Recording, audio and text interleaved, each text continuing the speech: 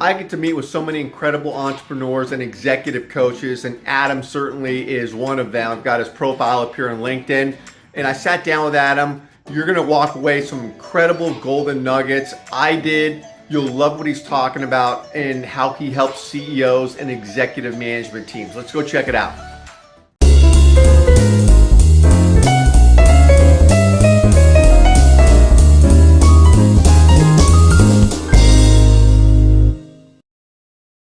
Hi, everybody. This is Paul Hitchcock. I'm the founder and president of Giant Jackson Media. We're helping others to grow. Welcome to my channel, Giant TV. This is where we give back value, and I get to talk to really incredible people, and Adam Geheb is one of them. Welcome, Adam.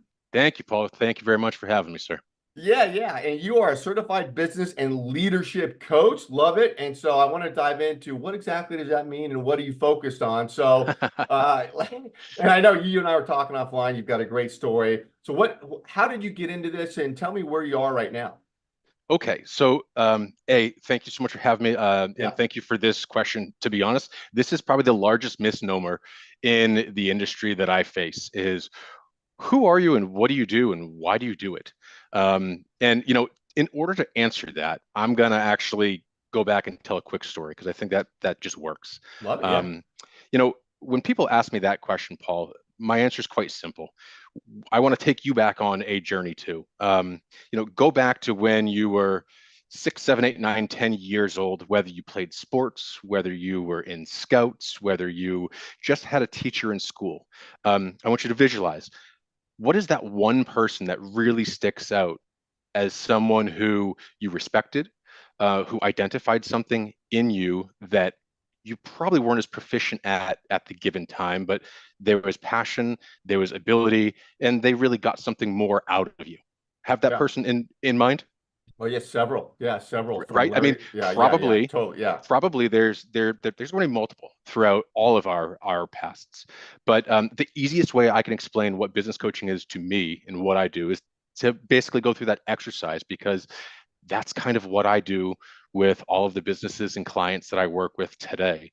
I help foster, grow, and nurture passions, strength, confidence within the overall industries and organizations in which I work with to help them achieve goals, realize larger possibilities, and execute. And we do that pretty easy. It's through awareness. Who are you? What do you do? Who do you serve? Action. What do I need to take in order to hit those goals, hit those marks, and achieve my overall dreams? And then accountability. And this is probably one of the most important pieces, Paul, because it's really easy to overlook, especially if you're looking in.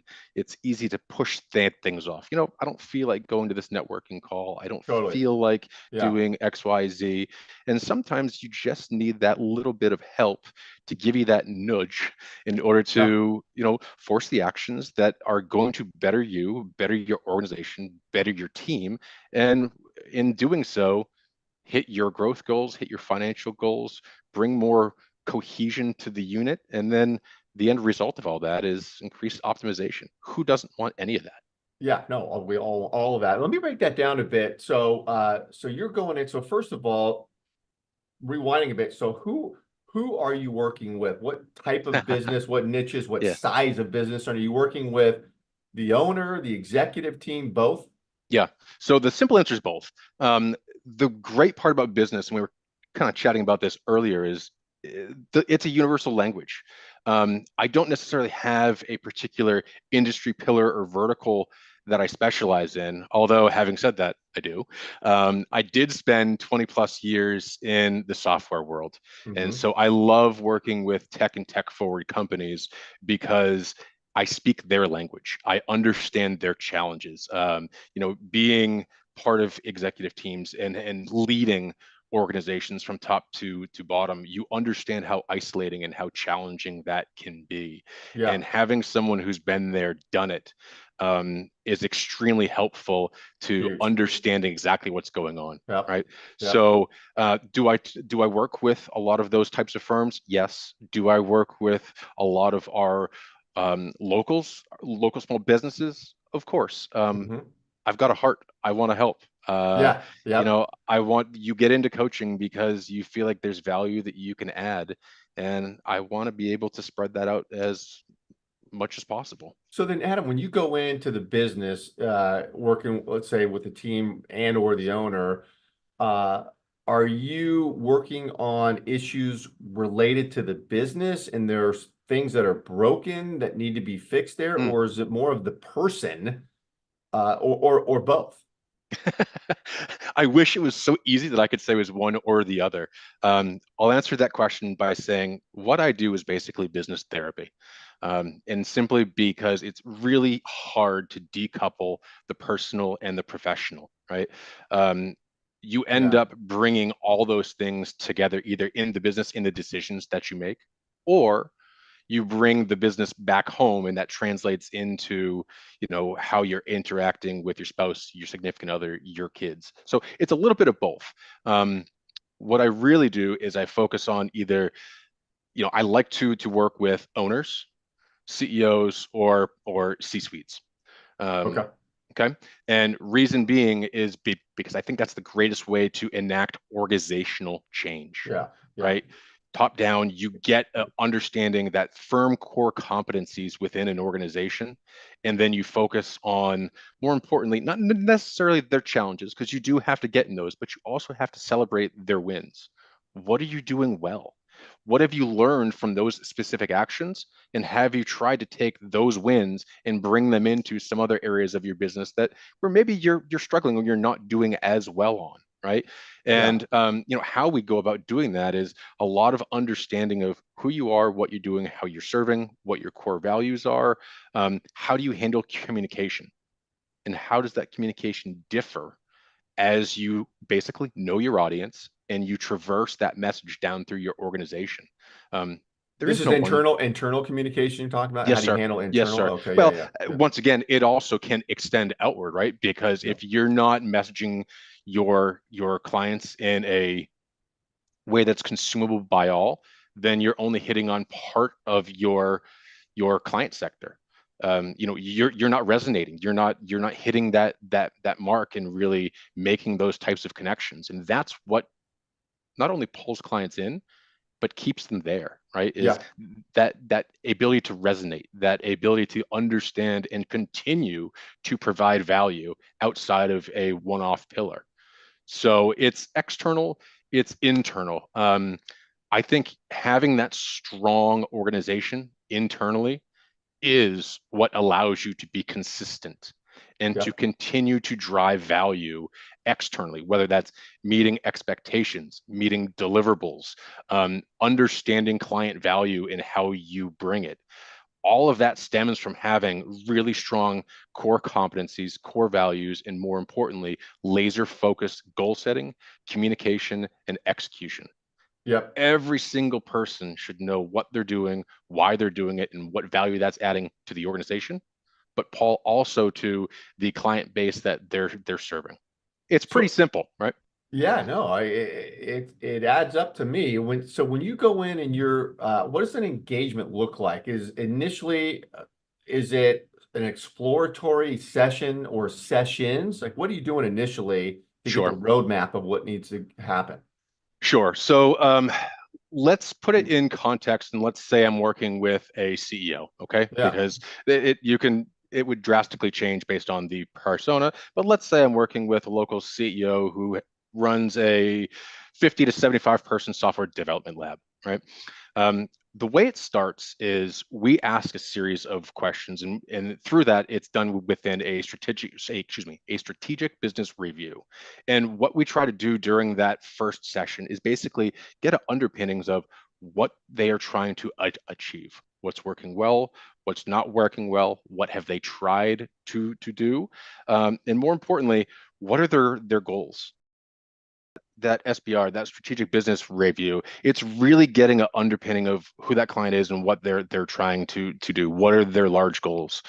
For instance, are they biting off more than they can chew? Are they trying to enter multiple markets without having core competencies underneath them in order to handle the potential growth if they explode in multiple markets? Are they having issues with high volumes of turnover because they are staffing teams based on a particular skill set or Mm. an aptitude rather than blending personality and attitude and ability so that you're creating a singular unit that you can bring forth, that true cohesion in that space. So that initial review, Paul, is really to get an understanding of who you are, what you're doing, what your challenges are, and how does that relay to your top three goals. And Right. then what do you do? Are these then do you have virtual meetings going forward? Are you on site? And how long does an engagement last? So a combination of both. Depending on whatever a client feels like doing, we can do virtual sessions. I can travel and traverse into their organization, and we can Yeah. do one-to-many if I'm working with an executive team, or one-on-one if we're working with just a singular person. But basically, what it looks like is it's flexible. We have the ability to meet weekly. That is the ideal situation for me. That's how we get the greatest volume of traction and Yep. growth. We can meet bi-weekly. We can do group sessions. We can do packaged sessions where we do, an initial kickoff of 6 weeks and then kind of see where things go. The beauty of my business is I have the freedom and flexibility to basically cater the curriculum, Yep. the activity, and the actions to meet your needs, right? Tailored approach. Yeah. Tailored It's approach. Yeah. it's there is no one size fits all, and the way that I kind of excel in my business is I listen. Right. Right. It Yeah. it's so simple, right? Yeah. But Yeah. you tell me what you want to work on, Paul. You Mm-hmm. tell me the things that are keeping you up at night. You're the one who tells me that you're spending too much time in the office and not enough time at home. Yeah. I listen, I take all of those things, and we basically put together plans that help you take back some of that control Yeah. and, work on the business rather than for the business, right? Yeah, yeah, yeah. And And I got to say, you said something offline. We were talking about accountability, and to me, that always sure. just hits home because I mean, you and I are getting to know each other, and you come across as a very well organized guy. Go in there, sort of Uh, attack mode, and the accountability. Having mm. you there, I imagine you're on top of it and making sure these things get done in an efficient way. Is it? Yes, Is I mean, and that accountability is a huge part of it, right? I mean, being able to be aware of who you are and what you're doing, I think, is step one. So we don't actually always jump directly into the accountability. We like to start this process with, let's just have some awareness on who the business is, what they stand for, who their ideal client is. How does your marketing and sales strategy align with that? Are you too broad? Are you yeah, too defined and too niche, etc.? From that, it immediately gets into strategic planning. What are your goals? What are your timeframes? What are your KRIs, your KPIs? How do you measure success? what's And how KRI? is What's KRI? key result indicator?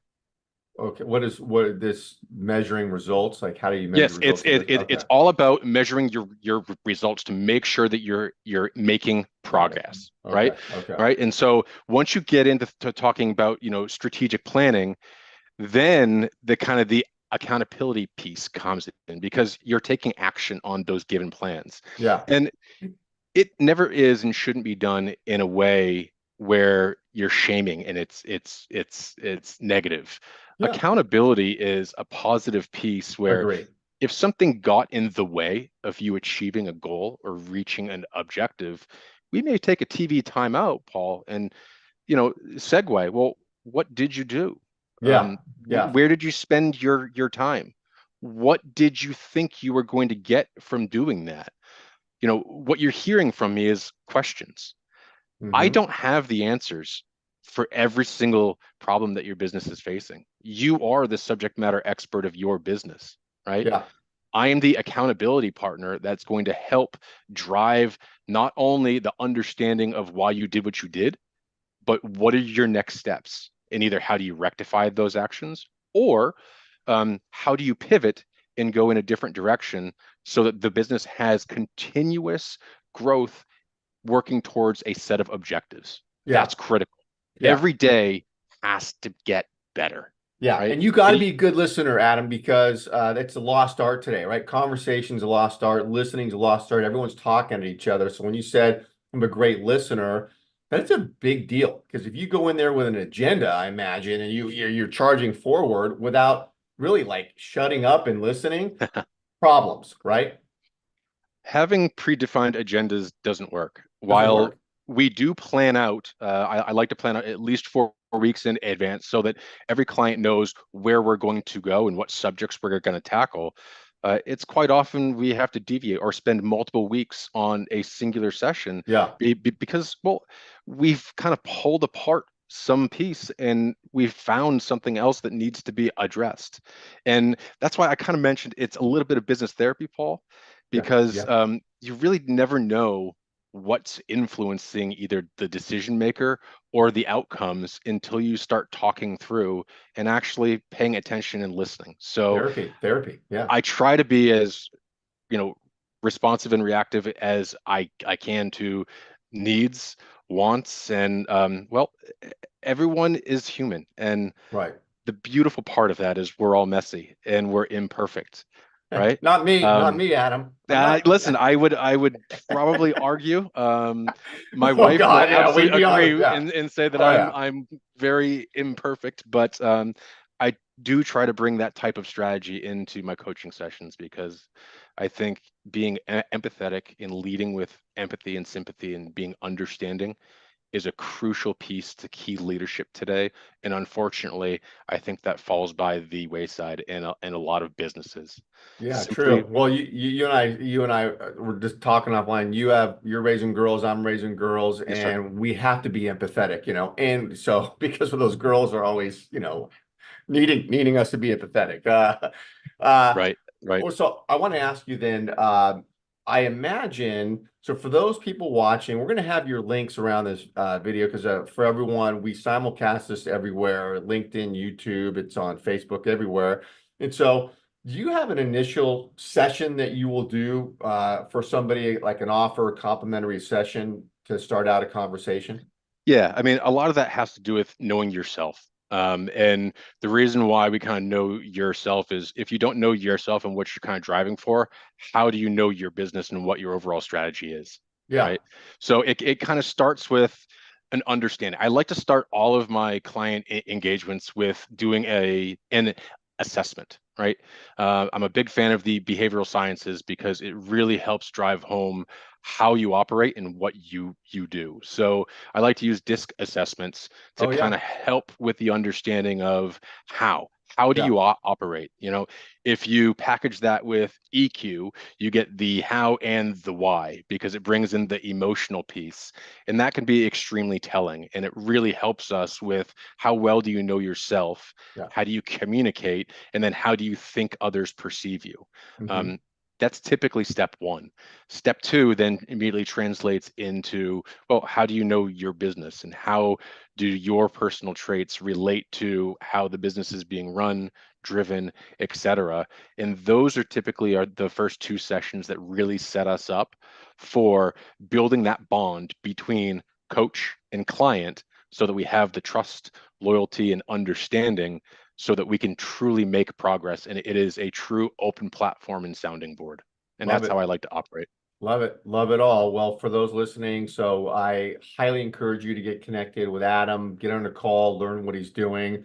I've been highly impressed as we're getting to know each other here. Adam, we could Thank you. talk forever. I love this stuff. Yeah. So thanks for doing this. Appreciate you being here. My pleasure. And thank you so much for having me. Okay. Talk to you soon, my man. All right, Paul. Take care.